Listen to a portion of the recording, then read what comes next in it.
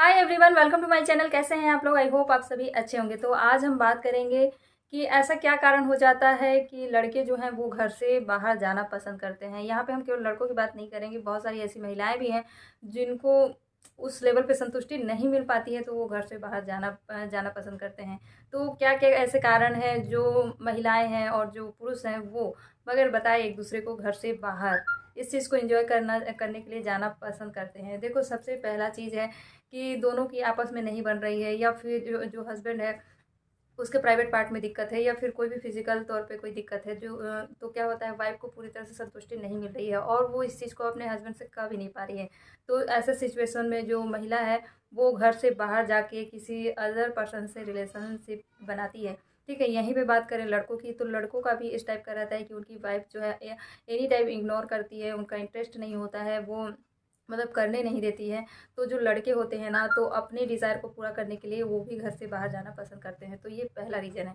दूसरा रीज़न है, देखो क्या होता है, बहुत सारे ऐसे कपल होते हैं, बहुत सारे ऐसे मेल होते हैं और फीमेल भी होती हैं जो ट्राई करना पसंद करते हैं कि इसके साथ कैसा लग रहा है, उसके साथ कैसा लग रहा है। तो ये केवल एन्जॉयमेंट के लिए, केवल ट्राई करने के लिए ऐसा करते हैं कि बाहर जाते हैं, पेट सर्विस का यूज़ करके देखते हैं कैसा लगता है। फ्रेंड सर्कल में काफ़ी लोग जाते हैं, तो उन चीज़ों को सुन सुन के ना उनके मन में भी इच्छा होती है कि हम भी एक बार पैसे देकर करके देखते हैं कि कैसा फ़ील होता है। तो केवल ट्राई करने के चलते जो मेल है और या फिर फीमेल है वो इन चीज़ों को एंजॉय करते हैं और बाहर जाना पसंद करते हैं। तो ये दूसरा रीज़न है ना, जिसके कारण एक लड़का हो या लड़की हो वो बाहर जाने के लिए मतलब मजबूर हो जाता है। उनकी आदतें ही कुछ ऐसी होती हैं। क्या होता है, कुछ ऐसे मेल होते हैं ना जिनको एंजॉय करने की आदत लग गई होती है। मतलब उनका जो मन है वो एक पर्सन से भरता ही नहीं है। वो केवल एक के साथ टिक नहीं रह सकते, क्योंकि शादी से पहले भी उनका यही यही लाइफ रहा है। तो शादी हो जाने के बाद भी वो अपने आप को कंट्रोल नहीं कर पाते हैं और देन वो अलग अलग लोगों से रिलेशनशिप बनाते हैं केवल एंजॉय करने के पर्पज़ से।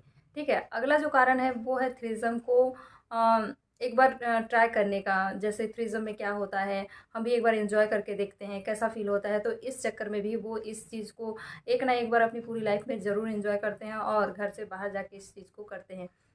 अगला जो पॉइंट है, देखो क्या होता है, घर में जब कपल होते हैं ना तो बहुत सारे ऐसी बातें होती हैं, मनमुटाव होते हैं जो वो आपस में बैठ के उन सब चीज़ों को क्लियर नहीं करते हैं। और फिर ऐसे में क्या होता है, जो महिला है वो अपनी खुशी, अपनापन किसी और में ढूंढने की, किसी और में तलाशने की कोशिश करती है। यहीं पर जो मेल है वो भी इन सब चीज़ों को, अपनी खुशी को, अपनी अपनी बातों को किसी और के पास शेयर करने की कोशिश करते हैं और फिर इन लोग का जो है अलग अलग लोगों से रिलेशनशिप बन जाता है। अपने घर को छोड़कर वो कहीं बाहर चले जाते हैं और बाहर उनका रिलेशनशिप बनता है और ऐसे में ही एक्स्ट्रा मैरिटल अफेयर होता है, फिर रिश्ते टूटते हैं। देखो क्या होता है, किसी के साथ रिलेशनशिप बनाना या फिजिकल होना या नहीं होना वो उन लोग का पर्सनल चॉइस होता है। ठीक है, लेकिन यहाँ पे बहुत चीज़ों का मतलब बहुत चीज़ों का ध्यान रखना बहुत ज़रूरी है।